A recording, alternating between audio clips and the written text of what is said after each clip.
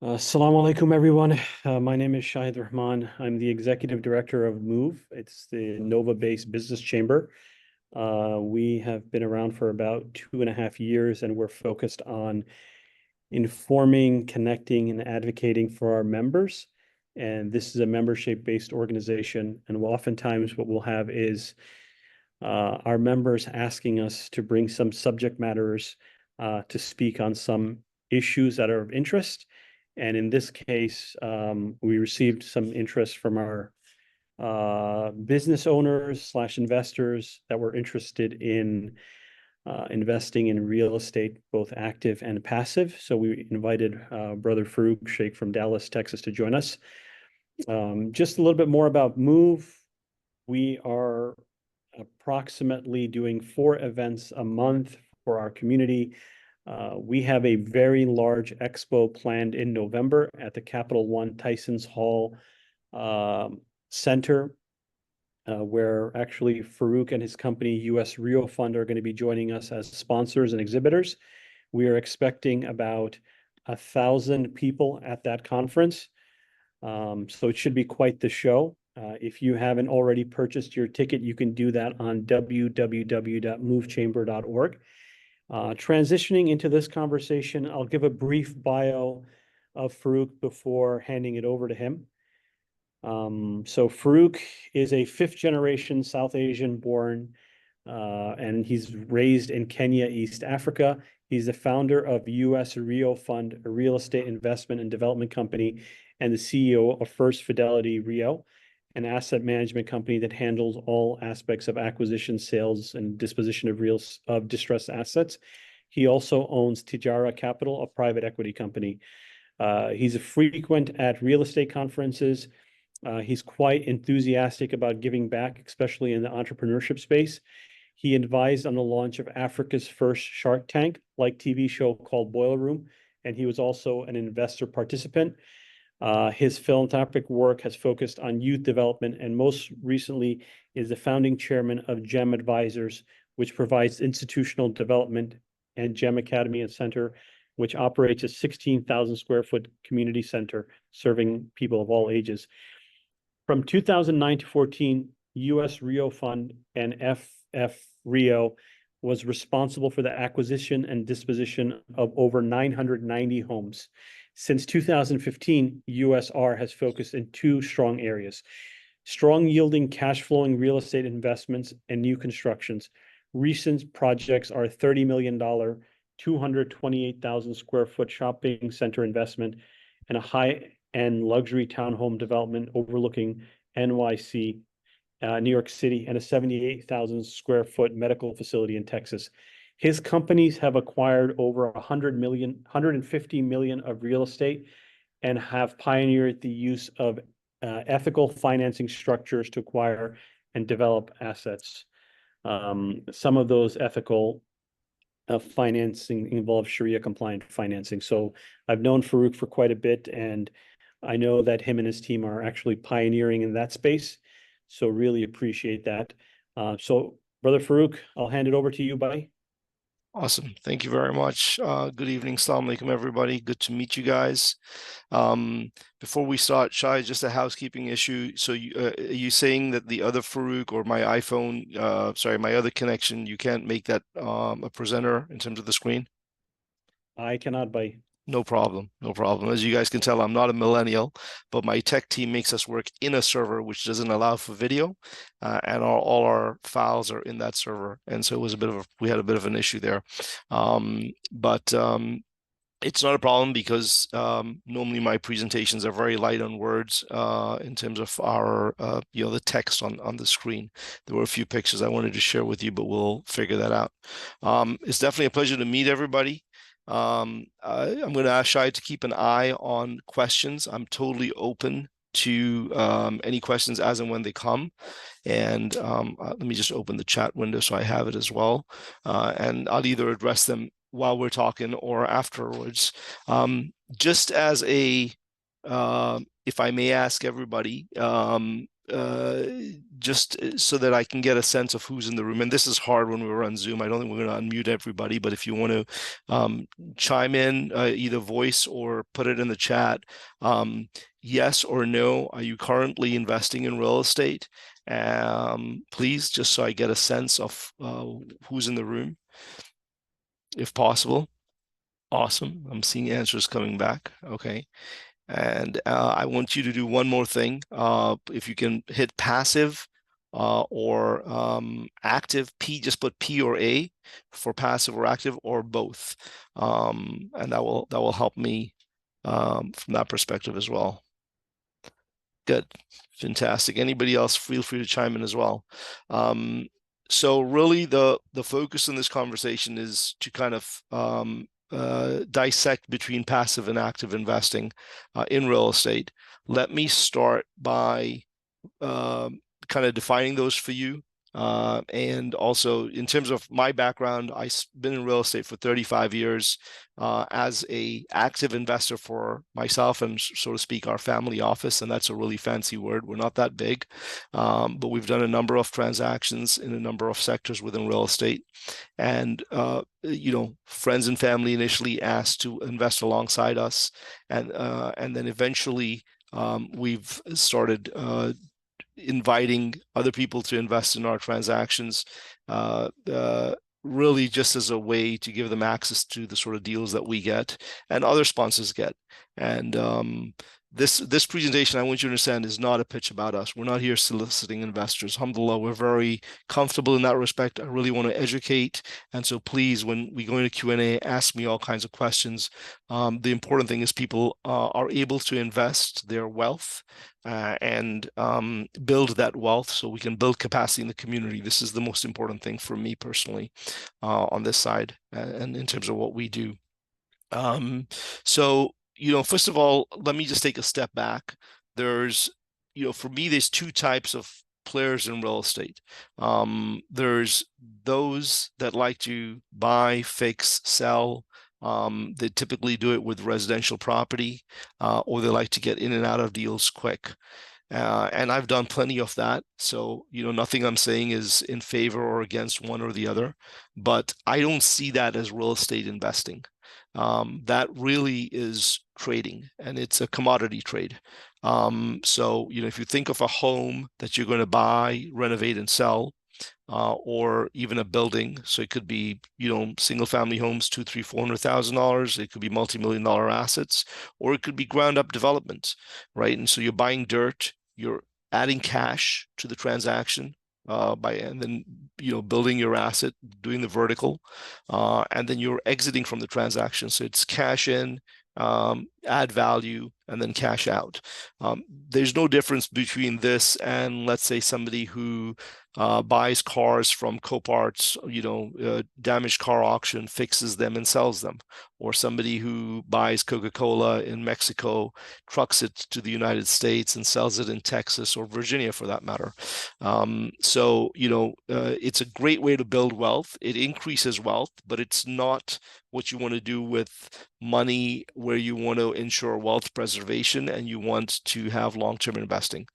And so I just want to help those people who are in the mindset or who are involved in flipping to understand the difference between sort of trading in real estate, and that does build wealth. It takes expertise to do it right.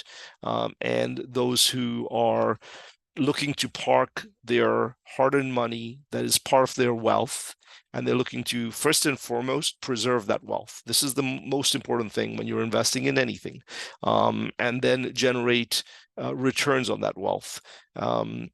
And that's sort of, more medium term, longer term wealth preservation, and you're getting cash flow and stuff like that. So just from a mindset perspective, this is very, very important. I won't go into, way down the rabbit hole on fix and flips, but it's important that your market, what what the after repair value is. I'm sure some of you have heard this term. You're very conservative in that. You only need 3 numbers, by the way, to acquire a property. What it's going to sell for, what it's going to cost, and you work backwards and you figure out your profit, your acquisition price from there. And so if you're conservative, you understate your resale value, you overstate your expenses. You shouldn't go wrong in coming up with the right maximum price. And then there's, like I said earlier, investing where you're buying an asset, it's rented, and you're doing it for the longer term. It's a place to park your money.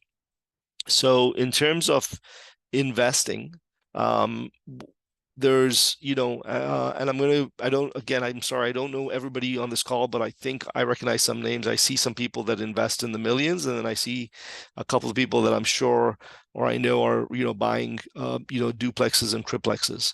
And, I tell young people, I'm asked by young people all the time who are in their mid-20s, late 20s, in their 30s and 40s, what's a good way to do this if we're going active? And I always say, if you can buy, and this is if you're using finance or leverage, if you buy a house a year, let's say you're putting down a 20% down payment, and people can do less, and you're buying a $400,000 house, in which case you need 80 grand. So maybe you're doing it every couple of years. But if you do one a year and you do a 15-year mortgage, in year 15, and really time flies, just sit back and think back over the last 5 years and tell me, does that feel like a long time ago, or does it feel like yesterday? And I think many of you will answer that it feels like yesterday. So if you do one a year, in year 15, you'll have paid off the first one. In year 16, you'll be paying off the second one, and you'll use number one's excess cash flow to pay off number three. And then you'll, the subsequent year, pay off number 4, 5, and 6. And so basically within 18 years, you'll have 15 fully paid off properties, each one, in today's money. Let's say the rents are $1,500 a unit, and I'll do some quick maths. So that's $4,500 less expenses. You're generating $3,500 a month times 12. It's $42,000 a property times 15 properties. That's bringing you a significant amount of money. It's $500,000-$600,000 per year. That's in today's money. And so if you are a dad or a mom or a grandma or grandpa, at that time, no son-in-law or daughter-in-law is kicking you out of the house for sure, because you're going to be very financially comfortable. So that's just a slow and surefire way to build a good long-term nest for those people that are investing slightly smaller amounts. And it's, there's no such thing as getting rich quick. I've been doing this for a long time, and most of my get rich quick friends in real estate, every 10 years or so, there's a pretty serious bump, and most of them end up not only losing the income, but they also lose the principal. And that's if you're doing it on your own. And so that's active investing. And if you're deploying large amounts of money, you've got, you're buying a shopping center, you're buying a hotel, you're buying different asset categories, or they're known as asset types within real estate. So within commercial real estate, you've got multifamily, even though it's residential, anything over 5 units is considered commercial. So you've got multifamily, you've got retail, you've got office, you've got lodging, which is your hotels, you've got industrial, you've got subcategories within, say, industrial, you've got, cold storage facilities. Within multifamily, you kind of have senior housing and student housing. They sit in the market as separate categories, but they're related. And, what's really important is to understand the nuances of each one of these things. And so, there's active investing is a good thing, but you got to really understand, the specific type of investment category that you're going into, and know how that business works. And I'll just give you a couple of examples. When you're buying a shopping center, you need to know things like the following, and I'm not going to explain them all on the phone, or sorry, on this call, but I want you to understand that, you don't just look at the rents less the expenses and you're done. You need to know, for example, what is the health ratio of each one of the tenants. The health ratio is defined as the dollars per square foot rent divided by the dollar per square foot sales.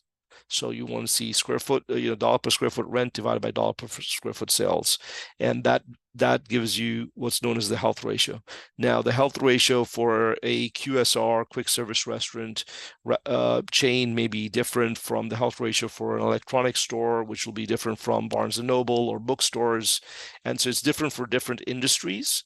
And then within each industry, take office supplies. Office Depot may have a different health ratio than Staples, so they have their own corporate standards, and then within each corporate they also have kind of norms that they want to meet and beat, and it depends sometimes from county to county, state to state, and different MSAs.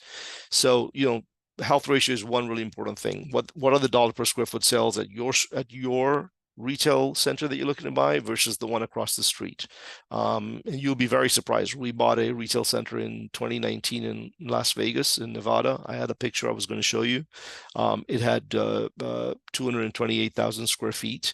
There was an AMC, there was a Chili's, a Mackerel, Barnes and Noble. And we knew that the gut instinct and the research showed that our center was doing more dollar per square foot sales than the one across the street. What we didn't know until we actually went into the data, paid for it, analyzed it, was that it was nearly double. It wasn't quite double, but very close, which is very surprising. But then you started understanding things like traffic patterns and stuff like that. So these are important metrics. As an example, in that deal, we actually went to Party City while we were under contract because we noticed their health ratio was actually too high. They were paying too much rent for their business to be sustainable. Their lease was coming up to an expiration, but there was an option for them to renew. We knew they probably wouldn't renew. So while we were under contract, we contacted them and said, hey, listen, your health ratio is off. We'll drop your rent by $1.20 or $1.30 per square foot. That'll put you in a healthy position. And they were like, wow, that's awesome. Thank you very much. We're like, we'll do that, but will you extend exercise your option right now? They're like, yeah, sure, why not? So we ended up with, maybe a little less cash flow, but a much healthier, stronger tenant. And so you've got to approach your tenants like they're basically your partners. If they do well, you'll do well. If they don't, you'll make money in the short term, but in the long run, you've got headaches on you. Other things to consider when you're doing retail or office. And so again, I'm just trying to kind of focusing on what an active investor needs to know if they're doing larger commercial transactions. Other things you need to know or take into account is things like tenant improvement credits. Every time a tenant moves out, a new tenant wants, you might be charging $20 a square foot rent plus CAM, but they might want $30, $40, $60 in TI credits. So you've got to fund, a year and a half, 2 years worth of rent, money, income in advance right now. So you have to have that cash flow. If you don't have it, you don't get the deal. Hey, Farrukh, can I sorry. just quickly interject? Some people here might not be familiar with CAM. Do you want to quickly jump into that? Absolutely. So CAM, sorry, forgive me for using some technical terms, and please ask away. CAM stands for Common Area Maintenance. So it's the charge that tenants, the landlord will pass through to tenants for expenses on the property over and above what's called the base rent. And so in retail, they use the word CAM, which is basically the total of taxes, real estate taxes, snow plowing, landscaping, common area lighting, and then you just bill each tenant on a pro rata basis. If a tenant occupies 10% of the center, their CAM is going to be 10% of the total that you've expensed. You as a landlord are responsible for managing it, which typically, if you have some larger properties, your property manager will manage that and then bill it to each individual tenant. That is also referred to in office buildings and in some other property as triple net charges. I'll just say that again. It's triple, as in like 3, net, N-E-T. And when you see it in the document, it'll say NNN.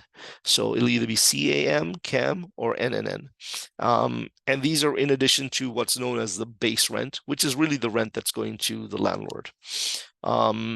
So I was explaining about, so you need, you need to budget, and this is very important. I've seen a lot of people literally either lose money or lose properties or have to sell properties because they don't have enough money in their bank account for tenant improvement credits or tenant improvement allowances. And these are basically, like I said, funds that tenants ask for because they're going to renovate the property. And it's very typical when you do a new lease. But you'll be really surprised that a lot of corporate tenants, Barnes and Noble, that shopping center I'm talking to you about, we had AMC in there, Hobby Lobby, all of them at that center and at many other places we've been involved with will ask for tenant improvement credits when their initial lease term expires, and they're willing to exercise an option to renew, but they're like, hey, listen, we want to refresh the building and we want you to pay for it. Or we're not doing anything and we're going to stay, but only if you give us some TI money. So they all do it, CVS, Walgreens, et cetera, et cetera. And so you should budget for these, and they're not insignificant amounts of money. And the other thing that's quite expensive and has large amounts, other than typical capital expenditures, is your lease commissions. You're paying commercial brokers in Dallas, we pay 6.75% if we have two brokers, one for the tenant and one for the landlord, and that is not uncommon. And frankly, we pay a little more sometimes. We offer more just to make our buildings stand out, and the realtors seem to gravitate towards larger commissions. But when you're doing a lease for, say, 30,000 square feet at $20 a foot, and that's a 10-year lease, that's $6 million of income over 10 years, and you're paying about $400,000 of lease commissions on that in year one. And it's yeah, sure, you can negotiate with your agents and things like that, but I found that when you start nickel and diming your agents, you don't get tenants. So we don't nickel and dime agents. We actually when I was younger, I was nickel and diming. As I grew older, I pay them more, and it fills up our buildings faster. So that kind of stuff is really important. So those are two really important things, and they apply to retail, they apply to office, they'll apply to industrial. They don't apply to multifamily. In multifamily, one of the most important expenses that people don't budget is reserves. Even if it's a newer building, you should build a reserve, which is a dollar amount per unit per month, so that when your roof goes out, when your major mechanical system goes out, or whatever it is, you need new parking lot, has to be not striping is cheap, but if you need to redo the blacktop or the asphalt, major systems go out, you have money already built up into a bank account. So just building your reserves for those kind of properties is really, really important.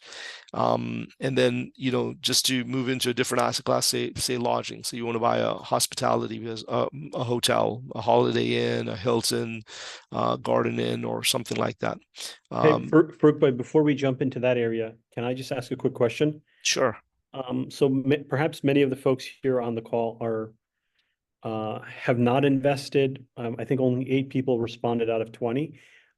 So how do people get their, feet into the ocean? Like what do you recommend first? Because I know you're describing a lot of asset classes or different types of properties, but what would you recommend as a first go? If you're starting out and you're mid-career in your life, and you want to be active, and so just to kind of take a step back, what I was describing was the sort of things that an active investor needs to know.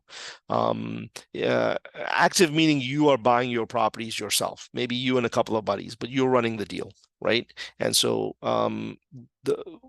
if you're just starting out, a few minutes earlier, I was talking about a strategy where you buy a property every year or two, a duplex, a triplex, a quadplex, which means a 2-family or a 3-family or a 4-family. I don't know what you call them in Virginia. Forgive me, I forget. Your typical, 4 units of rental in one building. You can get a residential mortgage on that if somebody wanted to use debt.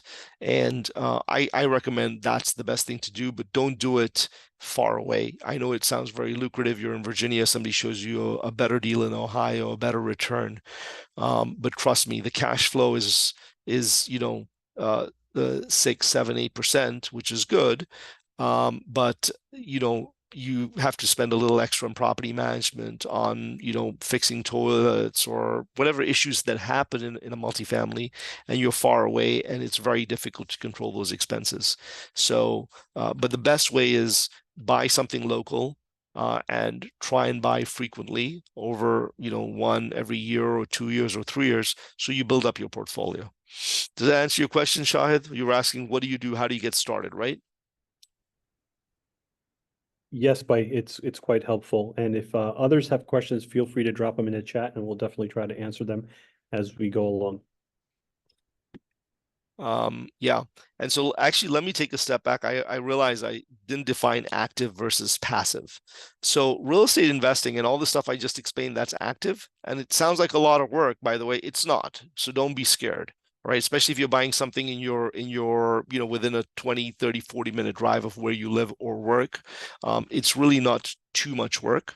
You can do it, but that's called active investing, where you are buying your property yourself. Passive investing means you're investing with somebody else, and that somebody else, in the industry, is normally referred to as a sponsor or a manager, and that somebody else is the one that is identifying the deal. That is, so identifying the deal, figuring out all the future cash flows, and profit and loss, the pro forma basically in the property, and they're going to collate money from a couple of people or 100 people or anything in between, and they're going to take money from different people. They should be putting in some money into the deal, very important. And then they're going to buy the property and they're going to manage it. In this case, you're completely passive, right? At the time of making an investment, you're looking over a deck, like a presentation, and that deck should have enough information so that you can make a decision, and you're basically going to say, yes, I'm going to invest. They're going to send you some documents by DocuSign, and you're going to click, click, click, and wire money, and you're done. You're not really getting involved. You should get a report every quarter or thereabouts from that manager on what's happening in the property, but you have you're one of multiple investors, and you're not involved in the day-to-day of the asset. That's why you're going with a sponsor or a manager who is putting the deal together and stuff like that. So that's what a passive investment means. Give me a second. I'm just going to send you something, Shahid. I'm going to go on mute for a quick second. Sure, Farouk Bhai. So folks, if you have any questions while Farouk sends over, please feel free to drop them in the chat. And I hope this was quite useful so far. Farouk has way too many years of experience in the real estate game.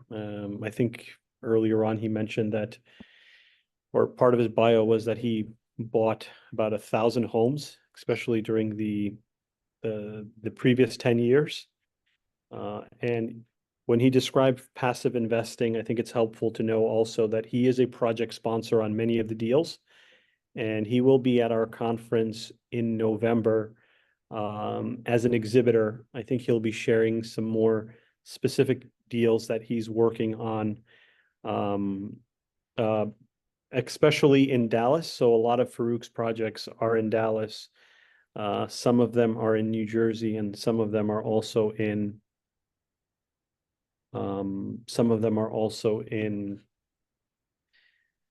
Las Vegas. So Farouk, Okay. how's that? Okay, fantastic. You sent it I am over. back. I've sent you an email. Maybe you can put that up later on when I need it. Sure.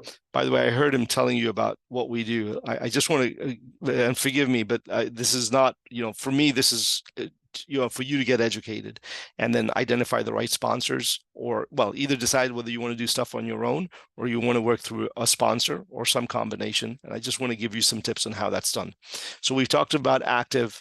We've sort of defined passive, which is you investing through somebody else and getting it done. So if you are doing passive investing, which is a good way to do it, you have to decide, you have to check a few boxes. Shahid, can you hear me in this, by the way? I just want to make sure. Yeah, but yeah. I can hear you. Okay.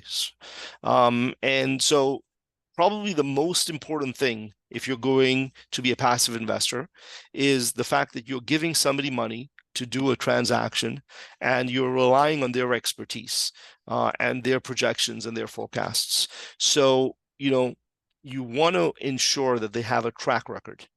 This is, I can't tell you how important this is. And a track record in that space, meaning if they're going to build a multifamily building, or buy one even, but historically they've only owned or built single family homes, that is not a track record in multifamily.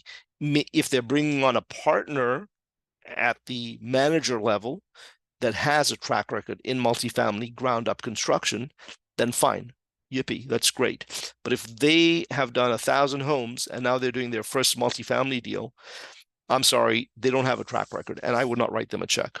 And so this is where I've seen a lot of people go wrong in passive investing.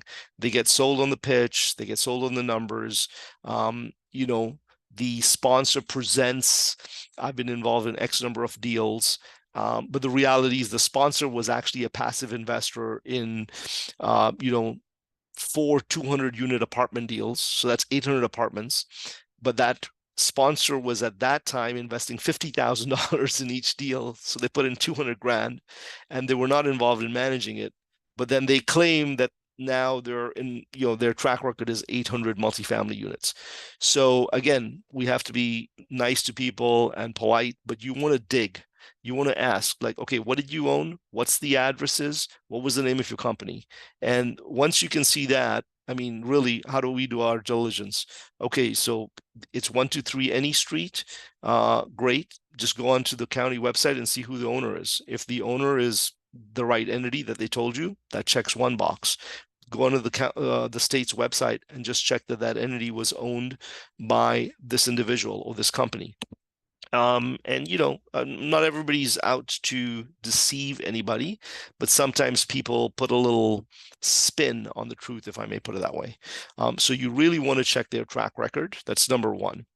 Number two, imagine this was your deal and you were investing, and look at the numbers at a very basic level, at a very fundamental level. Let's take out most deals have debt in it. Ours don't, for the most part, but sometimes they do, and we try and structure the Sharia compliant.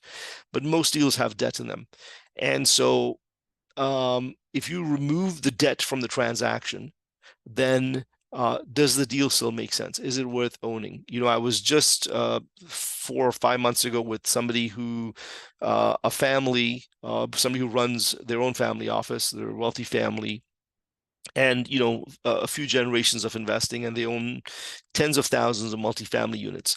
But he was like, hey, I haven't bought anything in multifamily since 2016, 2017. I said, why? He goes, it hasn't made sense for me. Because when I take the debt out of the deal, I wouldn't want to own that property at these returns based on what we're paying. So they're only making sense because you can borrow cheap and make a little bit on top of that. But if there was no borrowing on the deal on its own is not viable. And so in that particular situation, the lesson is, you don't want your deal to make sense only because there's enough arbitrage between the debt and the return on the property. Really, Hey, in that. Farooq, but can I quickly ask a question? I think somebody asked Adil Mir, and it says, in what ways does inflation temper your thinking on real estate? I think it kind of might fit into even the interest rates that you're kind of alluding to right now. It does, absolutely. Okay, so let me just finish that last point. You basically don't want to be in the business of renting money cheap and then yielding a little bit more on it. And just for those reasons alone and nothing else, you're buying real estate. It's okay to have that arbitrage. That's what finance is, financing properties, but the property must stand well on the fundamentals. In what ways is this a question in the chat? I want to read that again. In what ways does inflation temper your thinking real estate? Actually, inflation is great. Inflation increases rents, and so I have no issues with inflation. In fact, if there's inflation, you should park your money in things like real estate. Within the real estate asset categories, you should realize one thing though. Things with shorter leases will adjust faster, and things with longer leases will adjust slower because it's, inflation is ticking away in 24, 25, 26, but you have a new lease potentially in 2029. So the adjustment for inflation comes a little slower. But multifamily, single family rentals, basically residential, they're 1-year leases. Most of your retail is, 5, 10-year leases. And so, but no, inflation is not an issue. As far as the fundamentals of real estate, it's actually a great hedge. However, what inflation does is it increases interest rates, and interest rates are, or where interest rates are, determine what's known as a cap rate, which is a short word for a capitalization rate. And it is that capitalization rate that determines the value of your property. Now, this might get a little technical, but I'll give it a shot here. If the cap rates go up, if the interest rates go from 5 to 7%, and cap rates used to be at 7, so when interest rates were at 5, cap rates were at 7, and now interest rates have gone up to 7. So cap rates have to go up by that 2 percentage points to 9, right? So now your cap rate's at 9. There's an inverse relationship between cap rates and value. If cap rates go up, values go down. That's just mathematics, right? And I'm happy to get into that if somebody really, really wants, and do something on the screen for you in terms of showing you an example. But basically, as cap rates go up, values go down. So inflation, which causes higher interest rates, leads to higher cap rates, which leads to lower values, which only affects you if you're going to sell. But if you're holding for cash flow, it doesn't really matter. It's a paper, reduction in valuation, but your cash flow has gone up. And, to be honest, I've been through a few crashes since the mid 80s. I'm not that old. I started in real estate when I was 16, with my first project.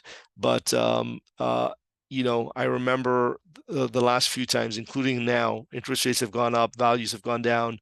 But because we're not in the market to be selling, it hasn't bothered us at all. And they'll just come back. So, the market is the market. It is where it is. If you're buying for cash flow, you're going to be good. I hope that answers your question.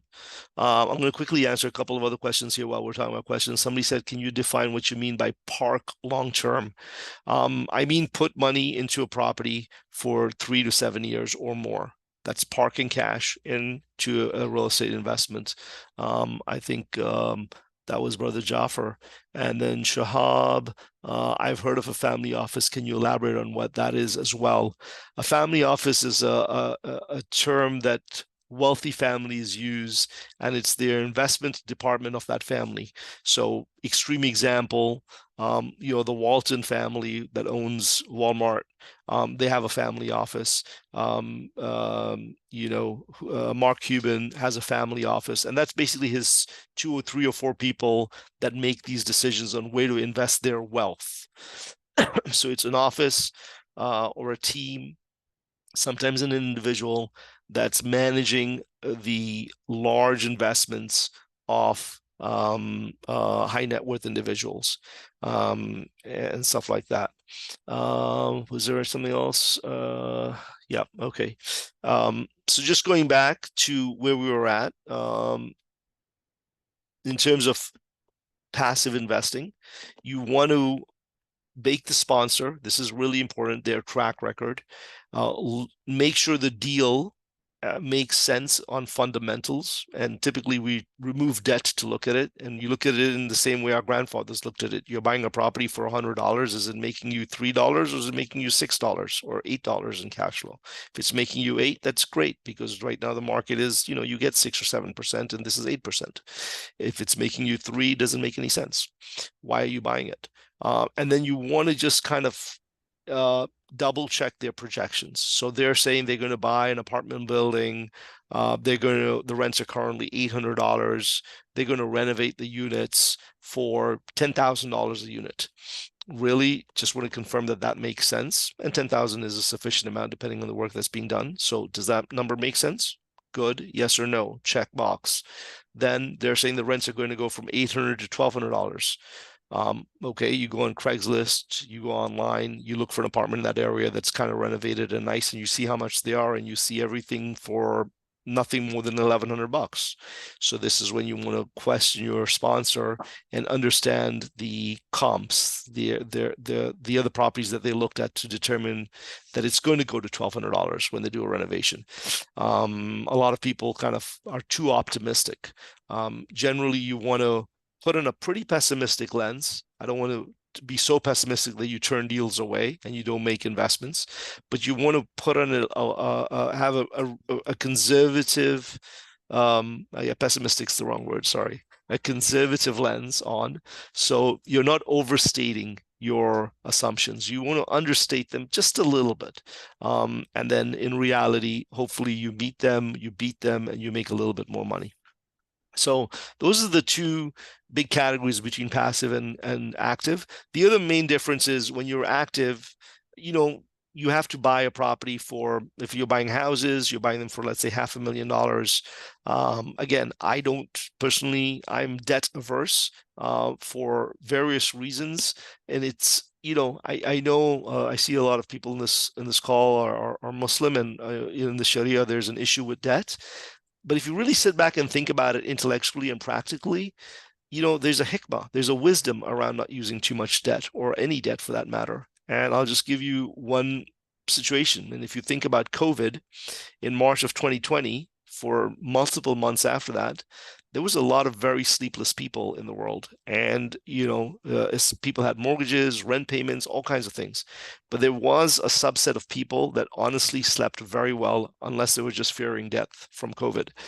And I don't know if anybody wants to take a gamble at or guess at who that subset of people were. What was the common denominator for them? I'm looking for answers here in the chat. Nobody? Okay, no takers. That was people who didn't have debt. If you didn't have debt in March 2020 on any assets you earned, you weren't worried. You weren't worried about losing your property, being foreclosed because you can't make payment because you're not collecting your rent. So there is a wisdom, and I my mentor in the States was a gentleman by the name of Nicholas Galidas, who passed away a few years ago he was over 85. And Nick has built, a good portion of the Chicago skyline. And he's the largest condo converter in America, meaning he used to buy multifamily apartment buildings and convert them to condominiums and then sell them. And, Nick and many other older investors that I've met, they actually don't use a lot of leverage in their transactions because they're in them for the long run. They don't want any hassles. They want to preserve their wealth.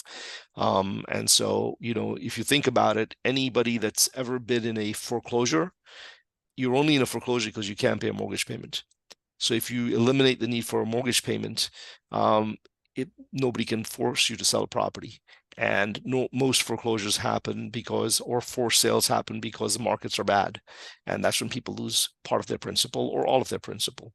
And so this is, I know it sounds drastic, but it really provides for extreme wealth preservation. If you own a property cash, and there's some income coming out of it that will at least pay the real estate taxes and the maintenance, you will never lose that property. And values in the long run throughout history in the Western world and everywhere have gone that way in the long term. And so as long as you can ride out any issues and depressions and recessions, you'll be fine. And so a lot of people lose a lot of assets, as is happening right now. A lot of large institutions are giving assets back to the bank because they can't make payments and stuff like that. So there is a wisdom in using less or no debt. But there is also the negative is you make a little bit less money on the return side. There are strategies you can deploy to deploy the wisdom and make a slightly higher return. And that's something we like to do, which is basically buy our assets cash if we can, and add value to them, make them performing. And after a few years, if possible, we go and do a refinance, which is actually the first financing, hopefully in an ethical manner. But we'll only do it if we can pull out our principal. So if we put $1 million in a property and in 2-3 years, I can get financing that will value my property such that we can pull out our $1 million, that's great, because then our wealth that we put into the asset is fully preserved and protected while we own it cash. And once the bank has come into play, our money has come out of the situation. Because when a bank is involved, ultimately, they have full control. Ultimately, when things get tough, and things get tough every 10 to 12 years, people seem to forget that. So again, we're a little bit more conservative and pessimistic, but most sponsors do have leverage in their deals, and they make money. Don't get me wrong, they do make money. It's just that when times are tough, people tend to lose. So that's the other thing, vet the assumptions, right, with the sponsor. This was one of my slides that I'm sorry I can't show you. But yeah, it was basically track record, check the assumptions, their projections on where rents will go if they're going to do renovations. 2015 to 2016, 2015 to 2020, a lot of people became sponsors after being passive investors. And now many of them are kind of going into foreclosure or in some kind of distress, or they're seeking, they call it rescue capital. It's really called vulture capital, to go in and help them. And the rescue capital takes a lot of the equity away. So that's really the difference. Is that a question? No, it's not. Somebody's not muted. So that's really the difference. And then the other main difference in active versus passive is when you're doing active, you need the cash to buy the property. So if you're buying a property for $500,000 and you're putting 20% down, you need $100,000. If you want to try and buy a property for $5 million, you need $1 million down, probably more nowadays. With passive investing, you can put down 50, 100, 200K and buy into a 5, 10, $20 million property. And so you can play in bigger real estate. But the disadvantage again is, you can't exit. It's not that easy. You don't have control of when to exit. Your sponsor has making that determination for the benefit of everybody.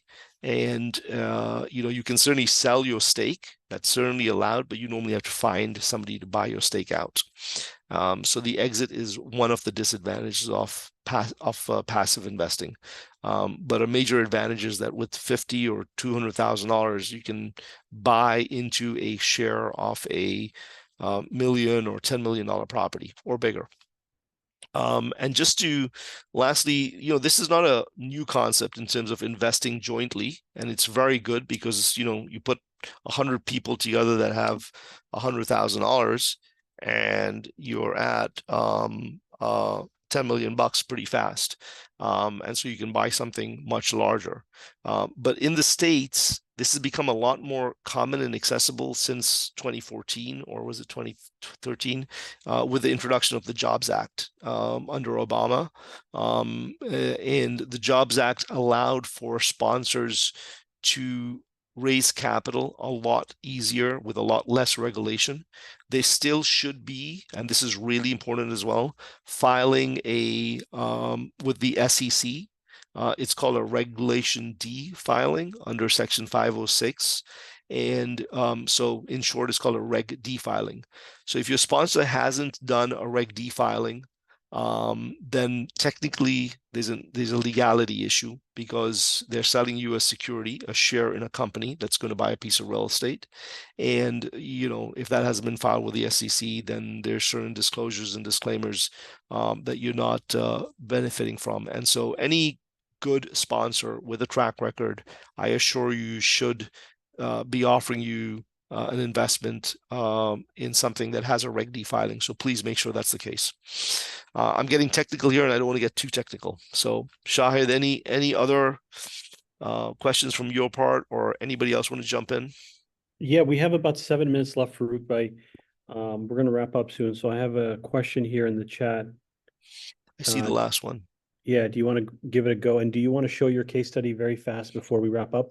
Yeah, you can put that on if you want. Okay. We'll give you an example of one passive. So what advice do you have for people who may look to actively invest in real estate in other states? Zakaria, so when you say active, that means you want to buy the property yourself. Maybe you can unmute yourself. Yeah, absolutely. Okay, and are you thinking single family, or like a smaller house or a shopping center? Where are you at? Smaller scale. I'm still very young, but this is definitely long-term kind of thinking. Okay. My strong advice is don't buy out of state. Don't, first of all, buy within wherever you're willing to drive to every week, though you shouldn't need to drive there every week. Number one. Number two, you're not going to buy and sell in 6 months, right? You look, this is looking to be a few year investment, if not longer. Am I correct? That is correct. Yeah.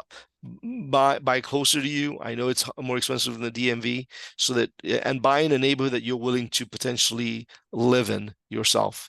You want to enjoy collecting your rent. You want to enjoy going to your property. You don't want to be scared. You don't need to carry a piece. I have a friend, Tariq Dina, in Michigan. He has 2 guns on him at any given time, and he goes with 2 guys out there. Now, I'm not saying you're going to do that, but it's hard to manage these properties passively in Ohio or Indiana or things like that. So unless you're sold that your property manager is going to be there in 5 years and they're not going to move states, that's my personal advice. And I don't know if you were on the call earlier. What I said is, if you buy a property every couple of years, and you can buy it, a couple of friends can get together and put together the down payment. If you do that on a 15-year mortgage, and every year you're buying one property with a few buddies, slowly but surely 15 years will fly by, I assure you. And in 15 years you'll pay off the first property. By year 20 you'll have paid off all 15 properties, and that'll be about $600,000 in today's money. Which will also grow because of inflation. So yeah, try and buy, my brother, my friend, nearer you, please. So Farouk, we just have 2 more questions. Maybe we can ask them to you. Maybe you can give us a quick answer on each, and then we'll look at the case study and try to wrap up. We want to be respectful of everyone's time. So we have one question about investing in industrial flex space. I know you were in Atlanta recently checking out some of those.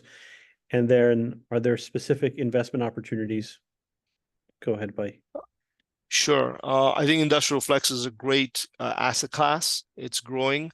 As long as the deal makes sense, you should do it. But then for us, we look at the deal individually. So this is, for example, a medical office building that you see on your screen right now. It's not your darling asset class, but this building was bought previously for $24.5 million, and we got it for $7.5 million, and it was 40% occupied, and we were making a 7% return at 40% occupancy. So if you can buy something for what we call the right adjusted cost basis, which basically means cheap in fancy terms, that's fine. But industrial flex is good. There's plenty of tenants. Rents over time are going to go up, and I'd buy newer property if you can. And stuff like that, you might want to either do it yourself or buy it with a sponsor. But again, make sure the sponsor has a track in industrial flex, or at least a co-sponsor, a co-manager, and stuff like that. Yeah. What was the other question? Are there investment options with you, brother Farouk? We honestly actually haven't bought a lot of properties in the last couple of years, just because the market's been going down. So we're not programmatic. Our focus is buying distressed real estate, residential, commercial. We have a few deals we're working on, but nothing yet. And if you want, the best thing is just go to our website, usreofund.com. And if you scroll down to the bottom, you just got to enter in your name, email address, and your phone number. And if we have any opportunities, we'll be happy. You'll receive an email in due course. But we're not a programmatic buyer or a sponsor that we're buying one property every month because we have to deploy money. And I'm sorry, everybody, gentlemen and ladies, I forgot to mention one thing about the passive investing. You want to make sure that your sponsor has real money in the deal. So, and they've got to make money, by the way. Don't be unfair to them. All right. If it's normal for sponsors to make a 1% to 2% acquisition fee, let them. But if they're charging 4 or 5% because they're also charging for due diligence and marketing and deal setup and deal structuring, that's somebody who's just being overly greedy, right? And they're making a lot of money up front. The second area a sponsor will make money from is an ongoing asset management fee, which is typically 1% of the equity they raise, which is fine. It typically pays or kind of pays the bills to keep the lights on during the year. and every year while the property's owned. And then they'll take a percentage of the profits at the end. And there's so many structures, they're called waterfalls, but typically, they want to make 25 to 35% of the profits. And that's fair because they're incentivized to do that. Some say we'll make 20% of the profits until the investor makes X return. And after that, they will make 30%. That's called a waterfall. But you want to make sure that they are investing money in the deal. Okay, real money. So if their upfront acquisition fees are totaling $250,000 and they're only putting in $200,000 or $250,000 in the deal themselves, which may be 3%, that's too little because really they're not putting any money. They're making a fee and they're parking the money right back into the deal. You want to make sure that they're vested in the deal and their interests are fully aligned with you as an investor. And again, because we are an investor first and a sponsor, maybe I'm a little bit firmer on that, but typically we put 10 to 40% of the money off a deal into the deal.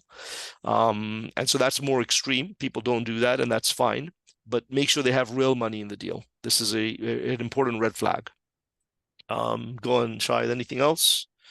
No, Farouk Bhai, that's it. I really appreciate you taking the time, having a conversation with us today. Let me quickly share with everybody our upcoming conference. I know you're going to be there. You're going to have a booth.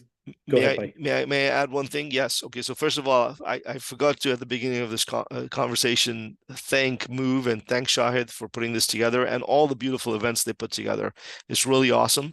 I want to make a little pitch for Move. Move is something that's extremely important in our community. All my deals that we got into and that has built our reputation is through networking and contacts and building relationships with those contacts. But you got to meet these people and then you got to build relationships. That's exactly what Move is doing. Move is putting together events where we can meet each other and, you all can meet each other and do business with each other, and hopefully the dollars circulate within our community amongst friends and family. So this is really important, and I highly recommend, and this is why we're supporting this conference. All of you attend and tell your friends to attend as well. And Shai did not give me a buck for that, by the way, or two. Yeah, well, thank you, Farouk Bhai. So the conference is November 14th. Farouk Bhai is going to be there. US Rio Fund will be represented. It's the Capital One Hall in Tysons, and just here are some of the sponsors. So for those of you, especially in real estate and construction, we're overrepresented. And then just some of the partners and exhibitors. What we're trying to do is connect our community to broader opportunities to do business with the localities and the counties. And we are also having a business plan competition with judges who are like CEO of Rocket Money, Harun Murtazada, and also the Deputy Commerce Secretary, Juan Pablo Segura. We actually have a few other judges. The website will get updated this weekend. We have folks who have unicorn companies who will be joining us. We're also joined by religious scholars. Please follow us on LinkedIn, Move Chamber. And again, you can check out our website for the conference at conference@movechamber.org. This video will be uploaded on our YouTube page. Give us a couple of days and it'll be up. And again, I thank everybody for their time. Thank you all. Take care. Have a good night. Assalamu alaikum. Oh,